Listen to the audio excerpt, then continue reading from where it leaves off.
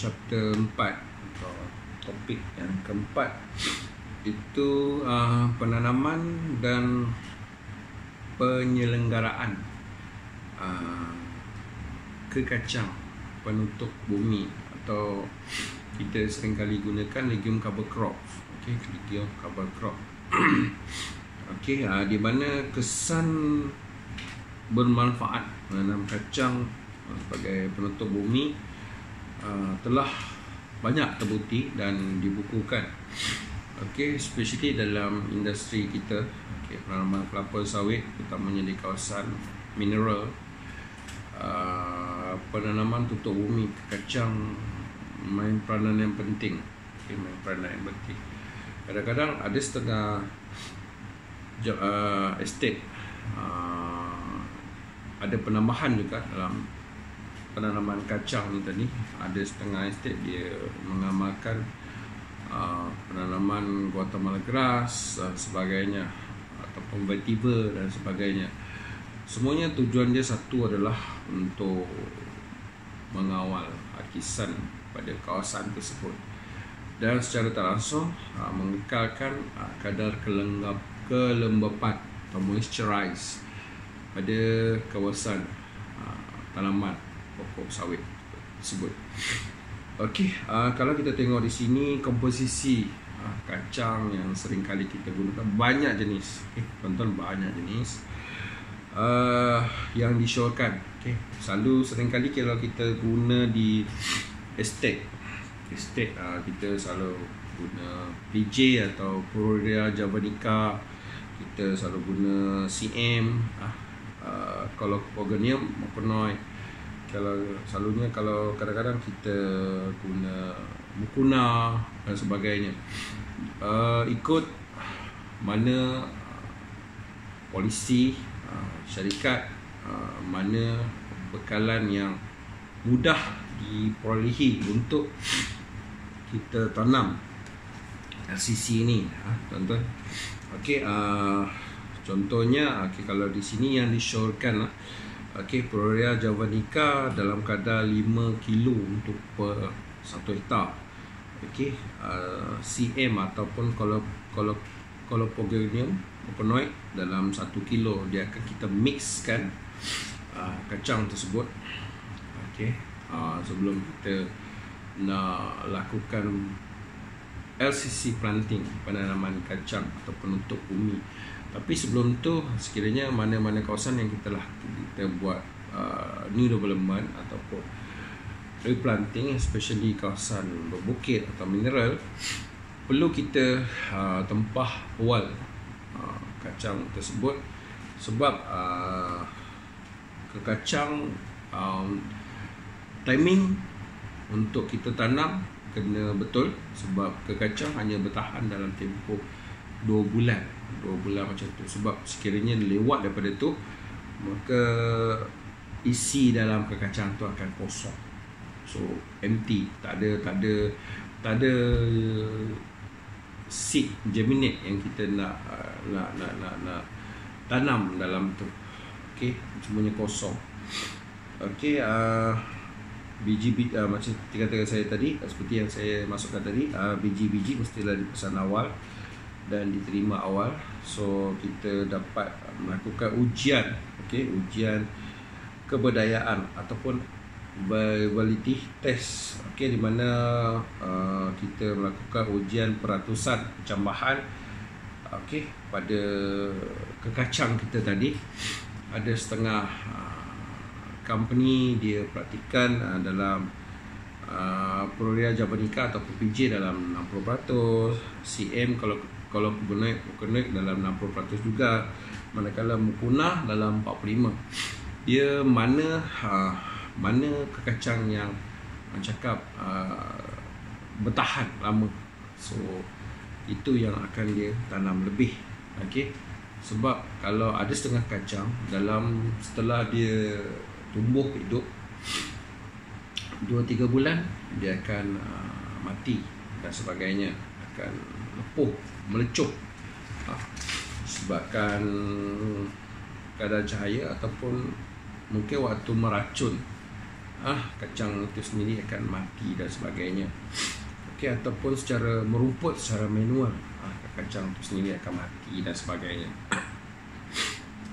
Okey, untuk mengekalkan kualiti biji kacang tu tadi, maka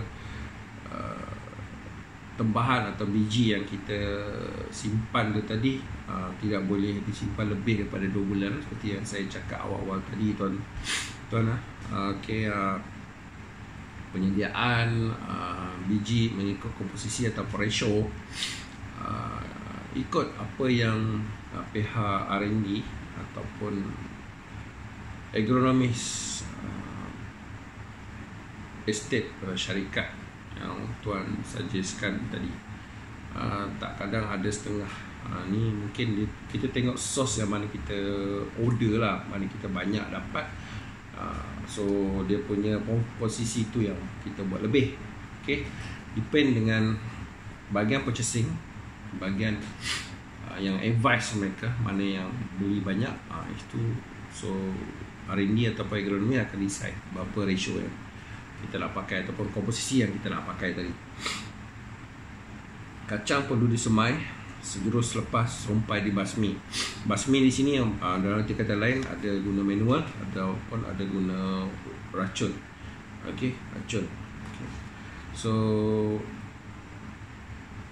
tuan-tuan kena faham, basmi atau meracun yang kita masukkan di sini adalah ke kacang.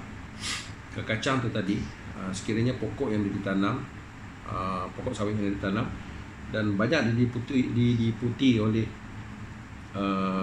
ke kacang, sebaik-baiknya kita melakukan cara manual lah. Manual, kita kupas balik kawasan tersebut. Jangan gunakan racun. Kalau dulu yes, ada setengah pihak gunakan racun, so pokok akan mengalami scorching sekiranya berlaku. Sebab kita tak tahu, kita tak dapat mengagak, workers ni faham lah, dia tak dapat mengagak di mana arah angin dan sebagainya. Okey, mungkin hari itu kita bagi penerangan, tapi hari-hari berikutnya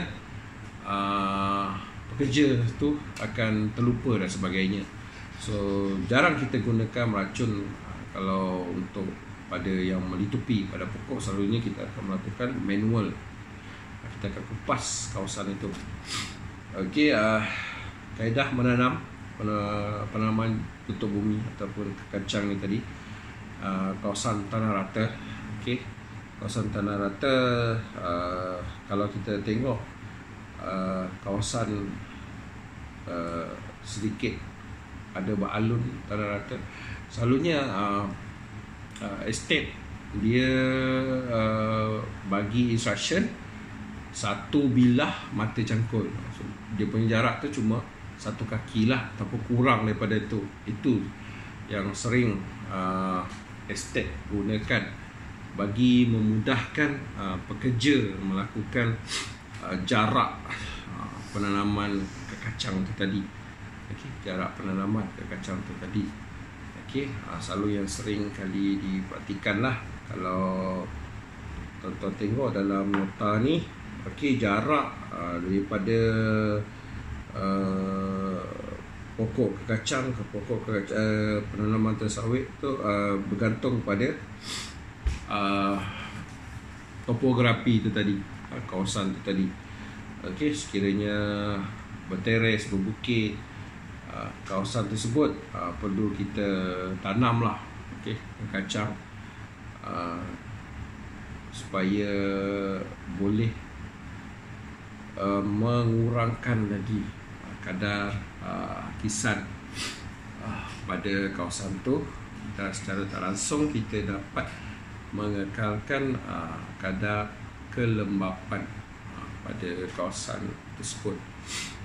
Okey, kalau kita tengok dekat dalam note ni, tuan-tuan, ada dinyatakan di sini di mana okey, jarak kacang ditanam daripada step, okey, daripada step teres ni dalam lebih kurang dalam 0.5 meter. Okey, masuk ke dalam step teres tu tadi, kita akan tanam sikit kacang. Why? Kenapa?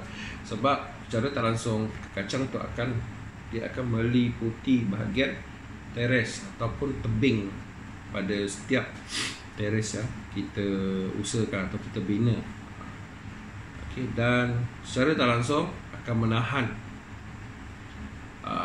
kadar step kecerunan pada setiap teres yang kita buat dalam satu tempat.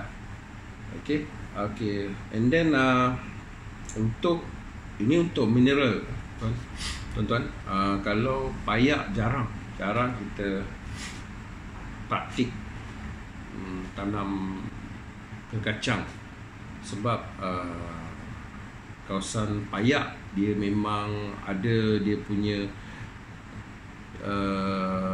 rumput ataupun weeds yang untuk kita kekalkan dia punya kadar kelembapan dalam tanah itu sendiri. Ada cara dia. Okey, ada cara dia. Mungkin kalau selalunya di kawasan peak kita mengekalkan Nephrolepis dan sebagainya. Okay, benda-benda ni semua untuk air, kadar sukatan air dan sebagainya, untuk mengekalkan moisture dalam tanah itu tadi. Okey, moisture dalam tanah itu tadi. Di banyak perbezaan tuan-tuan. Okey, diberi keutamaan menanam di kawasan teres yang terdedah, yang kadar kecerunan dia kurang daripada 25 darjah. Kawasan terlalu gondol, bare, macam saya cakap tadi, barren lah, naked. Cara begini dapat mengurangkan kesalakisan. Maklumlah kalau penanaman kelapa sawit terutama di kawasan mineral ni, keadaan topografi, bentuk muka bumi tanah akan berubah sama sekali, tuan-tuan. Berubah sama sekali, di mana dulu kawasan tu gondol, sudahlah dulu ada pokok yang hidup, kita tumbang gondol dan kita buat teres, secara tak langsung dia punya tekstur, struktur pada tanah itu akan berubah. Akan berubah. Kalau dulu dia padat, lepas tu dia akan longgar dalam serta-serta portion dia tadi. That's why tujuan kita tanam LCC itu. Kaedah menanam, dua pasang jalur mampat, dengan jarak yang disyorkan 0.6 meter antara jalur dalam pasangan, 1 ke 9 meter antara pasangan. Hanya untuk penanaman PJ ataupun Peroria javanica ataupun CM. Kalau pokoknya dia terpulang lah, tuan-tuan, kehendak syarikat tuan ataupun company.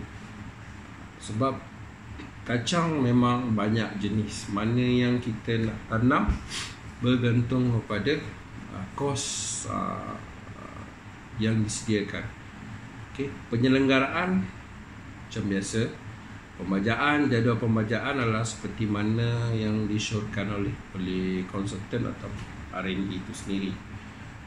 Kalau rumpai, selalunya ni development ni dia punya kaedah, mungkin dalam merumpai tu, dalam meracun tu dalam 6 pusingan ataupun 5 pusingan dan sebagainya. Kalau perosak terhadap semua peringkat pembesaran kacang ni tadi, dalam keadaan serangan serius boleh musnahkan dalam